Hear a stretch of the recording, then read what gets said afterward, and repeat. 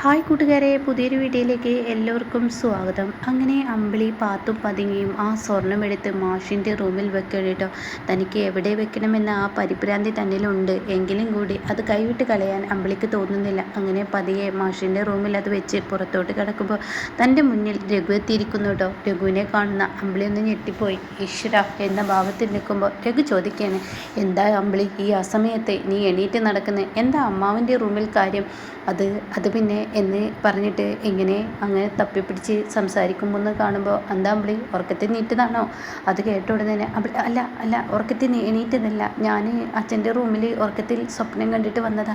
എന്താ അമ്പിളി നീ പറഞ്ഞത്? എന്തൊക്കെയാണ് നീ പറഞ്ഞത്? അതെ, അച്ഛനോട് കാണിച്ചതൊക്കെ തെറ്റായിപ്പോയിരുന്നു എന്ന ഒരു ചിന്താഗതി.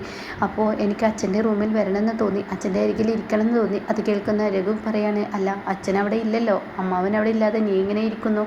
അത് കേട്ട ഉടനെ അമ്മാവൻ്റെ സാമീപ്യം അവിടെ ഉണ്ടല്ലോ, അച്ഛൻ്റെ സാമീപ്യം ഞാൻ കാണുന്നു, അതുകൊണ്ട് തന്നെ ഞാൻ അങ്ങോട്ടേക്ക് പോയതാണ് എന്നും പറഞ്ഞ് അമ്പിളിയങ്ങ് തട്ടിക്കൂട്ടി നുണകൾ പറയുമ്പോൾ രഘുവിന് എന്തൊക്കെ സംശയം വീണിരിക്കുന്നു കേട്ടോ. എന്നാൽ പിറ്റേ ദിവസം രാവിലെ ആയിട്ടും അച്ഛൻ്റെ റൂമിൻ്റെ അരികിൽ നിൽക്കുകയാണ് അമ്പിളി. ഈശ്വര, അതവിടെ ഇരിക്കുന്ന ആപത്തോ അതോ എന്താ ചെയ്യേണ്ടത് എന്നിങ്ങനെ തന്നോട് തന്നെ പലവട്ടങ്ങളായി ഇങ്ങനെ ചോദിക്കുകയാണ്. അപ്പോൾ അമ്പിളിക്ക് ഈ ചോദ്യം മനസ്സിനിങ്ങനെ വേട്ടയാടിയും കൊണ്ടിരിക്കുമ്പോഴാണ് രഘു പിറകിൽ വന്ന്, എന്താ അമ്പിളി നീ അങ്ങോട്ട് തന്നെ നോക്കി നിൽക്കുന്ന, എന്തെങ്കിലും പ്രശ്നമുണ്ടോ? അല്ല, അച്ഛൻ വിളിച്ചിരുന്നു, അച്ഛന് ചീരുവിനെയും മക്കളെയും കൊണ്ട് ഇങ്ങോട്ടേക്ക് വരികയാണെന്ന്. അതെന്താ ചീരുവിനെയും മക്കളെയും കൊണ്ട് ഇങ്ങോട്ടേക്ക്?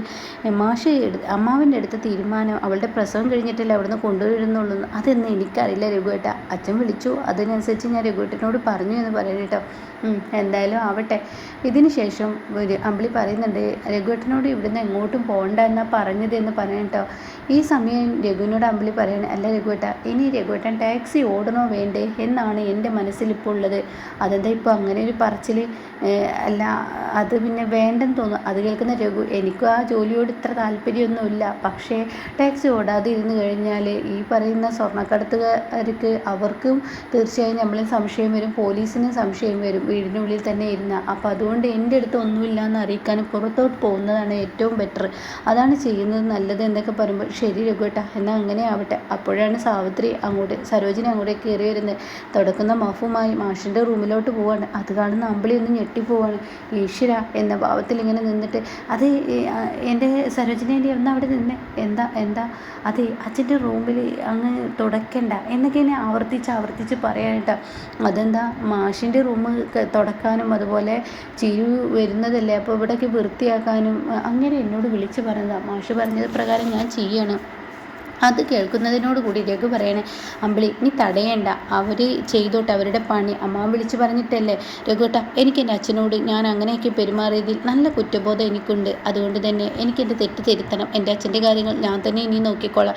ഞാൻ തന്നെ വേണ്ട കാര്യങ്ങളൊക്കെ എൻ്റെ അച്ഛന് ഞാൻ ചെയ്തു കൊടുത്തോളാം. അതുകൊണ്ട് നിങ്ങൾ ആ റൂം വൃത്തിയാക്കണ്ട, വേണമെങ്കിൽ ചീരുവിൻ്റെ റൂം വൃത്തിയാക്കോ. അത് കേൾക്കുന്ന സരോജിനി, ആ റൂം വൃത്തിയാക്കുന്ന കൂട്ടത്തിൽ ഈ റൂം ഞാൻ വൃത്തിയാക്കിയെന്ന് കരുതി എന്താ പ്രശ്നം? ഒന്നുമില്ല, അത് വേണ്ട, ഞാൻ ചെയ്തോളാം എന്ന് പറഞ്ഞു വിടുന്നു കേട്ടോ. പിന്നീട് കാണിക്കുന്നത് പ്രതിഭയാണ്. പ്രതിഭ മെഡിക്കൽ സ്റ്റോറിൽ എത്തിയിരിക്കുകയാണ്. അങ്ങനെ പ്രതിഭ ഇങ്ങനെ മരുന്ന് വാങ്ങുകയാണ്. അപ്പോൾ ഈ സമയം അവൾ പറയുന്നുണ്ട്, എടി നീ എൻ്റെ കൂട്ടുകാരി ആയതുകൊണ്ടാണ് ഞാൻ ഈ മരുന്ന് തരുന്നത്, ഇത് ഭയങ്കര ആപത്താണ്, 4 ഗുളിക തരാൻ, 2 എണ്ണം കഴിച്ചാൽ തന്നെ റിസൾട്ട് കിട്ടും, ഇല്ലെങ്കിൽ 2 എണ്ണം കഴിച്ചാൽ മതി, അല്ലെങ്കിൽ വേണ്ട. ഓക്കെ ആയിക്കോട്ടെ, നീ വേഗം തായോ, എന്തിനാടി, അതൊന്നും ഇപ്പോൾ പറയാൻ സമയമില്ല, ഞാൻ പെട്ടെന്ന് പോട്ടെ എന്നും പറഞ്ഞ് പ്രതിഭ അവിടെ നിന്ന് ഇറങ്ങുമ്പോൾ അനുപമ കണ്ടിരിക്കുന്നു കേട്ടോ. പിന്നീട് ഇങ്ങനെ സത്യനെയാണ് കാണിക്കുന്നത്. സത്യൻ നേരെ പോകുന്നത് സച്ചിയുടെ വീട്ടിലോട്ടാണ്. അപ്പോൾ ഈ സമയം സച്ചിയാണെങ്കിലോ അവിടെ ഇല്ല. അപ്പോൾ ഇന്ദുവാണ് കഥക് തുറക്കുന്നത്. അപ്പോൾ ഇന്ദു ചോദിക്കുകയാണ്, സത്യേട്ടൻ നേരത്തെ വന്നോ? വന്നു. എന്തായാലും സത്യേട്ടൻ ഇവിടെ ഇരിക്കുക, അച്ഛനിപ്പോൾ വരും എന്നൊക്കെ ഇങ്ങനെ പറയുകയാണ്. ഇതേ സമയം സത്യേട്ടൻ എന്താ പ്രതിഭയെ കൊണ്ടുവരാത്തത്? അതെന്താ അങ്ങനെ ഒരു ചോദ്യം? അല്ല പ്രതിഭയ്ക്ക് വിളിച്ചോ? അതെന്താ നീ ഇങ്ങനെ ചോദിക്കണില്ല? സത്യേട്ടൻ്റെ അമ്മ ഇവിടെ വന്നത്, അമ്മ എന്താ പറഞ്ഞത്? അല്ല ഇനിയിപ്പോൾ പ്രതിഭയ്ക്ക് ഈ വീട്ടിലോട്ട് ജോലി ചെയ്യുന്ന ഇഷ്ടമല്ല എന്ന് പറഞ്ഞു കഴിഞ്ഞാൽ തീർച്ചയായും അത് പ്രശ്നമാവില്ലേ? ഇനിയിപ്പോൾ സത്യങ്ങളെല്ലാം പ്രതിഭ അറിഞ്ഞു കഴിഞ്ഞാൽ സത്യേട്ടനോട് ഈ ജോലി വേണ്ടെന്ന് വെച്ചാൽ സത്യേട്ടൻ എടുക്കുന്ന തീരുമാനം എന്തായിരിക്കും? അത് കേൾക്കുന്ന സത്യനൊന്ന് ഞെട്ടിയിട്ടോ. ഈശ്വര എന്ന ആവട്ടെ നിൽക്കുമ്പോൾ ഇന്ദു പറയാണ്, സത്യേട്ടാ ഈ സമയം പ്രതിഭ വേണ്ടെന്ന് വെച്ചാലും ഈ ജോലി വേണ്ടെന്ന് വെക്കരുത് കേട്ടോ. കാരണം എൻ്റെ സത്യേട്ടൻ അത് ചെയ്ത് കഴിഞ്ഞാൽ എൻ്റെ അച്ഛന് മനസ്സിന് അത്രയും വിഷമം വരും. എൻ്റെ അച്ഛനിപ്പോൾ സത്യേട്ടൻ്റെ സാമീപ്യം വല്ലാതെ ആഗ്രഹിക്കുന്നു. അതുകൊണ്ട് തന്നെ ഈ ഗോകുല് ജയിലിലോട്ട് പോയതും ഈ സമയം എല്ലാം നോക്കി നടത്താൻ അച്ഛനൊരാൾ, അത് സത്യേട്ടൻ തന്നെ നല്ലതെന്നൊക്കെ പറയുമ്പോൾ സച്ചി വന്നിരിക്കുന്നു കേട്ടോ. അപ്പോൾ സച്ചി പറയണേ, എന്താ ഇപ്പോഴത്തെ സത്യ, നീ വന്ന വിവരമൊന്നും ഇവളെ എന്നെ അറിയിച്ചില്ലല്ലോ. അപ്പോൾ സാവിത്രി പറയാണ്, അവൾക്കും വേണ്ടേ ആരോടെങ്കിലൊക്കെ ഒന്ന് മനസ്സ് തുറന്ന് സംസാരിക്കാൻ. അതുകൊണ്ടായിരിക്കും അവള് വീട്ടിൽ ഇപ്പോൾ എന്നോടും ഗോകുലിനോടും ഈ പറയുന്ന നിന്നോടൊക്കെ ഒന്നും ഇവള് സംസാരിക്കത്തുള്ളൂ എന്നൊക്കെ ഇങ്ങനെ പറയുന്നുണ്ട് കേട്ടോ. അങ്ങനെ സച്ചിയോട് ചോദിക്കുകയാണ് സത്യൻ, എങ്ങോട്ടാണ് എന്നെ വിളിപ്പിച്ചത്? അത് ഒരു സ്ഥലം വരെ നമുക്ക് പോകണം. എങ്ങോട്ടാണെന്ന് ചോദിക്കുമ്പോൾ എൻ്റെ ഭാര്യയോടും മകളോടും ഞാൻ പറഞ്ഞിട്ടില്ല, എങ്കിൽ ഞാൻ ഇപ്പോൾ പറയുന്നു, ഞാൻ പോകുന്നത് സെൻട്രൽ ജയിലിലോട്ടാണ്. അത് കേട്ടോടെ തന്നെ അവരുടെ മുഖത്ത് വിഷമമുണ്ട് കേട്ടോ. എനിക്കെൻ്റെ മകനെ ഒറ്റയ്ക്ക് കാണാനുള്ള ആ ഒരു നട്ടലില്ലാതെ ആയി പോയിരിക്കുന്നു. ആ തൻ്റെ എൻ്റെ നഷ്ടപ്പെട്ടിരിക്കുന്നു. എനിക്കൊരു വിറയിൽ വരുന്നു. അതുകൊണ്ട് തന്നെ നീയും കൂടെ ഉണ്ടായിരുന്നെങ്കിൽ. അത് കേൾക്കുന്ന സത്യം പറയാം, സെൻട്രൽ ജയിൽ എന്ന് പറയുന്നത് കൊലക്കുറ്റവും അങ്ങനെയുള്ള തെറ്റുകളൊന്നും ചെയ്ത ആളല്ലല്ലോ. അപ്പോൾ അതുകൊണ്ട് തന്നെ അവൻ്റെ നിരപരാധിത്വം അറിയുമെന്നൊക്കെ ഇങ്ങനെ പറയുമ്പോൾ എന്ത് പറയണേ, ഒരു കാലത്ത് എൻ്റെ ഏട്ടൻ ഈ പറയുന്ന മഞ്ചാടിക്ക് വേണ്ടിയാണ് ഇതൊക്കെ ചെയ്തത്. അപ്പോൾ അത് കേൾക്കുന്ന സച്ചി പറയുന്നത് ശരിയാണ്, മഞ്ചാടിക്ക് വേണ്ടിയാണ് എൻ്റെ കുട്ടി അന്ന് ചെയ്യാത്ത തെറ്റിൻ്റെ പേരിൽ മഞ്ചാടിയെ രക്ഷിക്കാൻ, ഈ ജീവരാജിനെ നിന്ന് രക്ഷിക്കാൻ അവൻ ജയിലിൽ പോയി കിടന്നത്. ഇപ്പോഴും അവൻ അത് തന്നെ ചെയ്യുന്നു. പക്ഷേ ആ സത്യം മഞ്ചാടി മനസ്സിലാക്കുന്നില്ല. മഞ്ചാടിക്ക് അറിയുന്നില്ല എൻ്റെ കുട്ടി മഞ്ചാടിക്ക് ചെയ്യുന്ന ത്യാഗമാണ് ഇത് എന്നൊക്കെ ഇങ്ങനെ സച്ചി പറയുന്നുണ്ട് കേട്ടോ. പിന്നീടാണെങ്കിലോ ഇങ്ങനെ മഞ്ചാടിയാണ് കാണിക്കുന്നത്. മഞ്ചാടി ഹോസ്റ്റലിലോട്ട് ശബരിയേട്ടനെ കാണാനില്ല, ഇനിയിപ്പോൾ ദയ മുടക്കിയിട്ടുണ്ടാവുമോ എന്നൊക്കെ ഇങ്ങനെ ഭാനുമ്മയോട് പറയുമ്പോൾ ഭാനുമ്മ അറിയത്തില്ല എന്ന് പറയുമ്പോഴാണ് കേട്ടോ ദയ ഒരു ഓട്ടോയിൽ വന്നിറങ്ങുന്നത്. ദയയെ കണ്ടോടെ തന്നെ മഞ്ചാടി നിർത്തുന്നു. ശബരിയില്ല. അപ്പോൾ ഉടൻ തന്നെ ശബരിയേട്ട ഇല്ലല്ലോ എന്ന് പറയുമ്പോൾ ശബരി ഇറങ്ങുന്നു കേട്ടോ. അങ്ങനെ ദയ ഇങ്ങനെ നോക്കി നിൽക്കുകയാണ്. എന്താ ദയേച്ചിയും കൂടി വന്നത്, ശബരിയേട്ടൻ മാത്രമല്ലേ ഉണ്ടാവുള്ളൂ എന്ന് പറഞ്ഞ്, അതെ മറ്റുള്ളവരുടെ അപവാദങ്ങൾ കേൾക്കുന്ന നല്ലത് ഞാനും കൂടി വരില്ലേ. അപ്പോൾ അത് കേൾക്കുന്ന മഞ്ചാടി പറയണേ, അപവാദങ്ങളോ? എന്ത് അപവാദങ്ങൾ? അതെ ശബരിയേട്ടനെ ഇങ്ങനെ വേണ്ടാത്ത അപവാദങ്ങൾ കേൾക്കേണ്ടി വരില്ലേ. എത്രയായാലും നീ ഭാര്യയുടെ അനിയത്തിയല്ലേ, അല്ലാതെ സ്വന്തം ശബരിയേട്ടൻ്റെ അനിയത്തിയൊന്നും അല്ലല്ലോ. അത് കേൾക്കുന്ന മഞ്ചാടിയുടെ മുഖമൊന്നും മാറിയിട്ടോ. എന്നിട്ട് മഞ്ചാടി പറയണ, ശബരിയേട്ട ദയിച്ച് പറയുന്നത് കേട്ടില്ലേ? അത് പറഞ്ഞുടനെ ശബരി പറയാം, ഇവൾക്ക് അപവാദങ്ങൾക്കൊക്കെ ഇത്ര വില കൊടുക്കുന്നവളാണെന്ന് ഞാൻ അറിഞ്ഞില്ല. എന്തായാലും വില കൊടുക്കുന്നുണ്ടെങ്കിൽ നന്നായി എന്ന് പറയുമ്പോൾ ദയയുടെ മുഖം മാറി മറിയുന്നു കേട്ടോ. അപ്പോഴേക്കും ഭാനുമ്മ പറയണേ, എന്തായാലും പ്രശ്നങ്ങളൊന്നും വേണ്ട, ഇനി നിങ്ങളെല്ലാവരും ഒരുമിച്ച് പോയിക്കോളൂ, അതന്നെ നല്ലത്.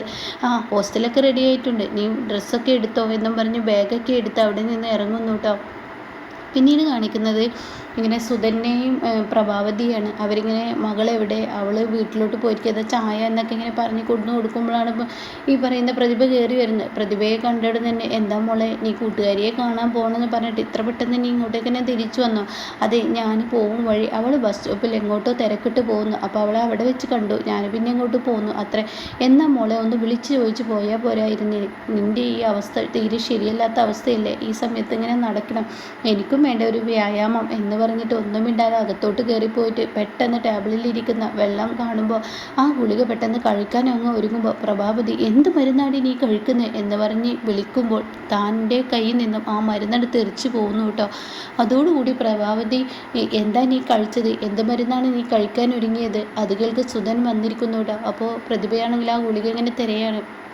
അതെനിക്ക് വല്ലാത്ത തലവേദന ആയതുകൊണ്ട് മെഡിക്കൽ സ്റ്റോറിൽ മരുന്ന് മേടിച്ചതാണ്. അത് കേൾക്കുന്ന സുധൻ പറഞ്ഞു, അയ്യോ മെഡിക്കൽ സ്റ്റോറിലൊന്നും ഈ മാനസികാവസ്ഥയിൽ മരുന്ന് മേടിക്കാൻ പറ്റില്ല, ഈ അവസ്ഥയിൽ മരുന്ന് മേടിക്കാൻ പറ്റില്ല. അതുകൊണ്ട് തന്നെ നീ ഇപ്പോൾ എൻ്റെ കൂടെ ഡോക്ടറെ എടുത്തോട്ട് വാ. അത് വേണ്ടച്ചാ, മെഡിക്കൽ സ്റ്റോറിൽ മേടിച്ച ഗുളികയും കഴിച്ചാൽ മതി. അത് കേൾക്കുന്ന സുധൻ പറയണ, ശരി എന്നാൽ താഴെ വീണ ഗുളിക നീ കഴിക്കണ്ട എന്ന് പറയട്ടോ. പിന്നീട് അവിടെ നിന്ന് തൻ്റെ ആ ഒരു ഗുളികയും പേഴ്സൊക്കെ എടുത്ത് വേറെ റൂമിലോട്ട് പോവാണ്. എന്തൊക്കെയോ പന്തികേട് ഇവരിൽ തോന്നിയിരിക്കുന്നു. ആ സമയമാണ് കടന്നു വരുന്നത് അനുപമയേട്ടോ. ഇനിയാണ് അനുപമ എല്ലാ സത്യങ്ങളും പ്രതിഭയോട് പറയുന്നത്. അപ്പോഴാണ് താൻ ചെയ്യുന്നത് എത്ര വലിയ പാപമായിരുന്നു താൻ ചെയ്യാൻ ഒരുങ്ങിയത് എന്നുള്ള സത്യം ഇനി മനസ്സിലാക്കുന്നത് കേട്ടോ. ഇതിനിടയ്ക്ക് പ്രതിഭ മെഡിക്കൽ സ്റ്റോറിൽ നിന്ന് ഇറങ്ങി പോകുമ്പോൾ അനുപമ പ്രതിഭയോട് സംസാരിക്കുന്നുണ്ട്. ഈ മരുന്ന് വാങ്ങാൻ വന്നതാണോ? അതെ, അമ്മയ്ക്ക് തലവേദന, അതിൻ്റെ മരുന്ന് വാങ്ങാൻ വന്നതാണ്. അപ്പോൾ ഈ മെഡിക്കൽ സ്റ്റോറിൽ പെൺകുട്ടിയിൽ നിന്ന് കാണുന്നുണ്ട്. അങ്ങനെ അനുപമ ഈ മരുന്ന് എടുക്കുക എൻ്റെ മോന് എന്നൊക്കെ പറഞ്ഞിട്ട് അത് എടുപ്പിക്കുന്നുണ്ട്. അല്ല ചേച്ചി ചേച്ചി അവരെ അറിയുമോ? അതെ, അവരെ അറിയാം. അവർക്ക് എന്താ ഭർത്ത വീട്ടിൽ സുഖമില്ലേ എന്നൊക്കെ ചോദിക്കുമ്പോൾ എന്താ ഈ പറയുന്നത്? അവർ ചേച്ചിയുടെ ശരിക്കും ആരാണ്? എൻ്റെ ഭർത്താവിൻ്റെ അനിയൻ്റെ ഭാര്യ. അല്ല, എന്താ ഇപ്പോൾ ഇങ്ങനെയൊക്കെ ചോദിക്കാൻ? അത് ചേച്ചിയോടായ കാരണം ഞാനൊരു സത്യം പറയുന്നു.